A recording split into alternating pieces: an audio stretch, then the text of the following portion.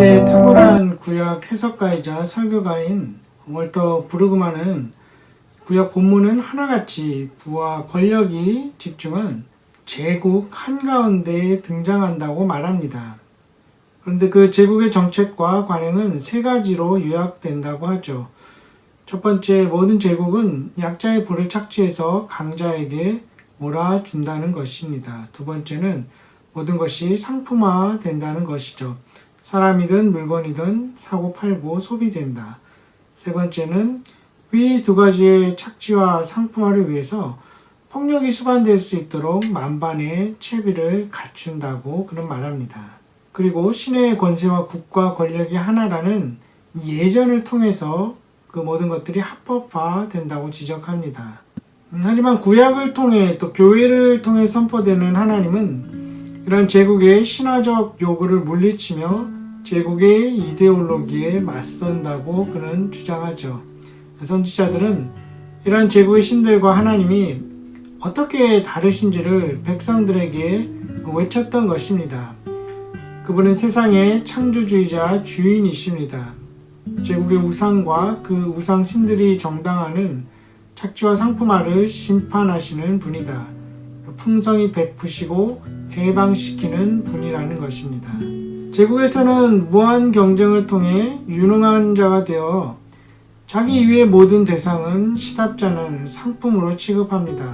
그러나 신실하신 하나님은 내 이웃을 사랑하며 오직 정의를 행하라고 말씀하십니다.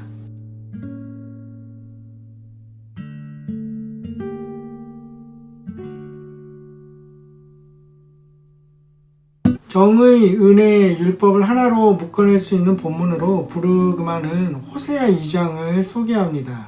이 본문에서 우리는 공의와 정의, 미슈파트와 체다카라는 단어에 주목하게 됩니다. 이 두 단어는 예언서, 특히 아모스, 이사야, 예레미야에서 반복적으로 짝지어 나타나는 단어입니다. 공의와 정의는 하나님의 백성인 이스라엘의 정체성을 규정해주는 명령인 것이죠. 이 의미는 이웃과 연대하고 공동체 구성원 모두가 동참할 수 있는 사회 경제적이고 정치적인 질서를 지속적으로 일구어 간다는 뜻이라고 브루그만은 설명합니다. 그리고 은총, 은혜, 헤세드는 언약에 대한 신실함을 말합니다. 그것은 상대방을 오랫동안 돌보고 귀 기울이는 관계를 맺는다는 뜻입니다. 그런데 호세아 2장에서 보듯이 하나님은 상처가 깊어서 분노를 토해내셨지만 그분의 변함없고 또 신실하심, 또 인자하심을 우리가 보게 됩니다.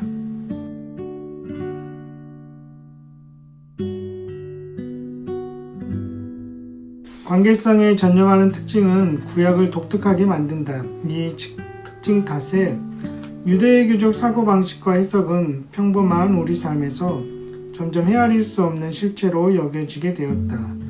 걸핏하면 두려운 위협 혹은 추방당해야 할 부적응자 취급을 받는 불가기한 실체가 된 셈이다.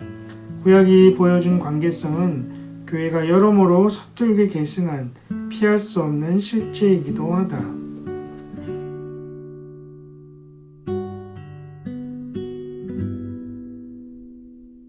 이 관계성은 가늠할 수도 없다. 모든 설명의 범주를 거부하기 때문이다. 이 전통에 내재된 증언을 보면 하나님을 딱히 뭐라 못 받기가 난감하다. 우리는 믿기 쉽고 일관성 있게 묘사한다는 명분을 들어 이 증언을 매끈하게 밀어버리지만 우리가 본문에서 만나는 하나님은 희로애락의 곡절을 남김없이 겪는 분이다. 더군다나 그분의 이름은 제시되지만 신비로 남는다. 그분은 임재를 약속하되 부재로 체험되고 자신을 희생하지만 과도한 자기애를 누리신다. 만물을 경영하지만 몸소 선별한 이들과 동행하시고 위로해주고자 친히 만나주시지만 동시에 은폐되신다. 하나님이 이스라엘과 맺으시는 그 신실한 언약을 생각해 봅니다. 그런데 이 언약을 반드시 지켜야 하는 이유는 그 약속이 이웃과의 관계를 창조하기 때문입니다. 신실함은 또 공동선과 통이 있습니다. 그 공동선은 샬롬의 기치 아래에서 생동합니다. 어떤 지체도 자신의 안녕에만 탐닉할 수 없는 것이죠. 정의, 은혜, 율법이라는 세 축은 반드시 신실이라는 맥락 안에서 이야기돼야 한다고 그는 이야기합니다. 그는 이 책에서 직접적인 기독교 윤리나 정치, 사회적 대안을 제시하기보다는 구약에 나타난 하나님의 신실하심을 독자들에게 보여주고 설명합니다. 그 하나님의 신실하심을 제대로 깊이 이해하는 데서 공동선이 창조될 수 있다는 것입니다.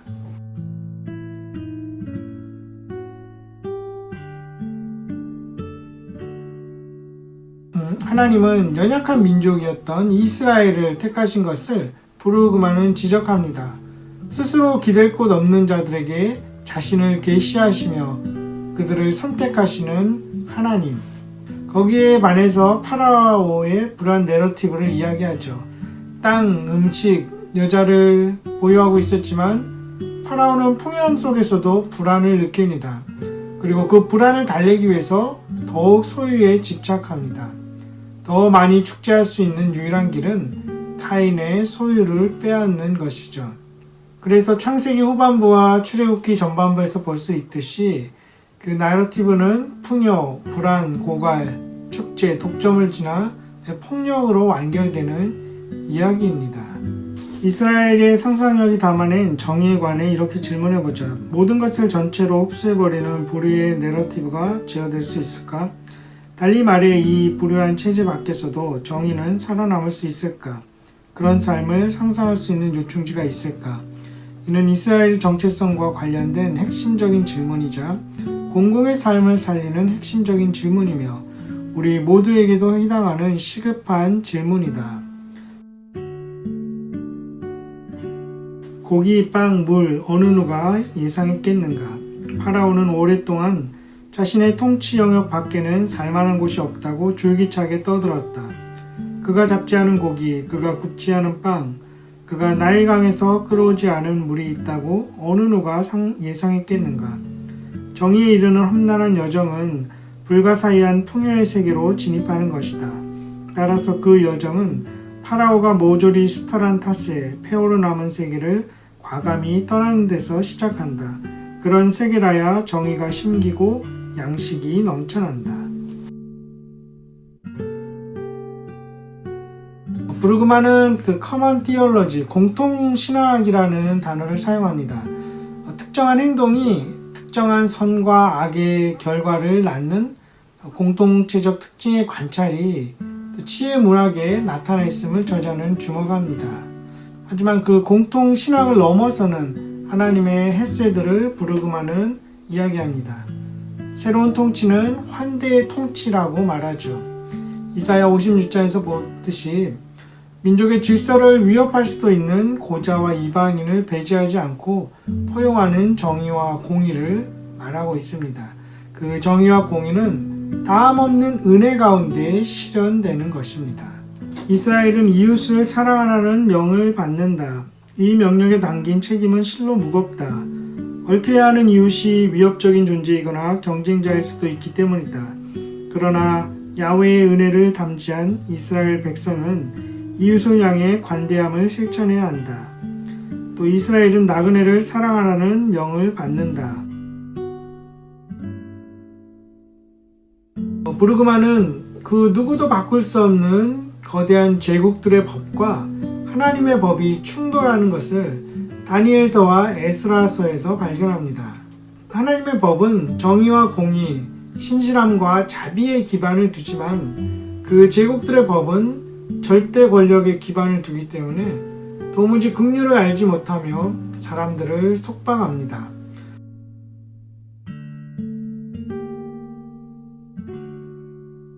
그에 의하면 이스라엘에서 율법은 대화입니다. 은혜와 정의의 하나님이 사람들과 나누시는 대화입니다.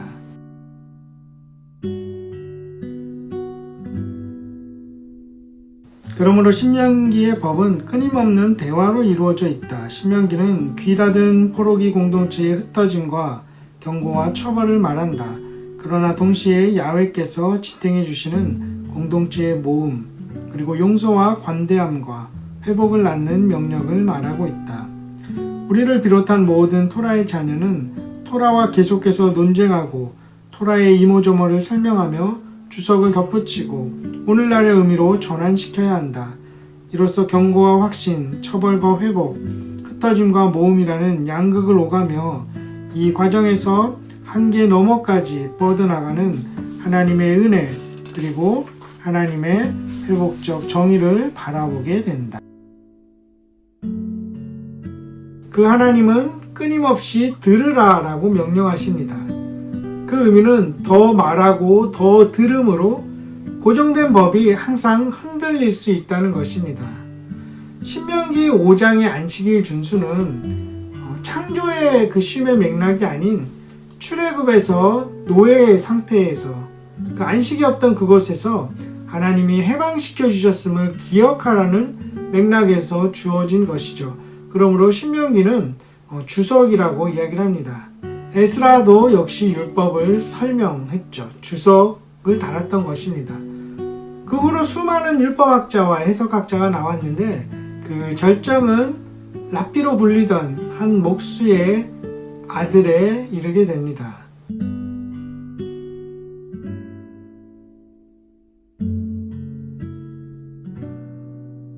무슬림, 이민자, 성소수자들이 우리의 오늘날의 이웃 목록에 들어있지만 늘 갑론, 을박이, 논쟁이 있을 수 있다고 그는 말합니다. 또 누가복음 10장 37절에 의하면 자비를 베푼 자입니다. 그런데 이 비유 이전에 출애굽기 22장에서 우리는 이웃 목록을 발견하게 됩니다. 하나님은 느닷없이 나그네, 즉 외국인, 거류민, 과부, 고아의 보호자임을 자초하십니다. 그리고 우리의 이웃이 가난한 자들임을 말합니다. 그리고 그것은 신명기에 가서 다시 재해석하고 또 재적용되어서 들려지죠. 시내산에서 주어졌던 그 10번째 계명의 이웃을 넘어서 거류민, 고아, 과부, 빈민에까지 이웃사랑의 범위가 확장되어 갑니다. 그리고 그로부터 수많은 세월이 지난 후 예수님은 그 범위를 원수로까지 확장시키십니다.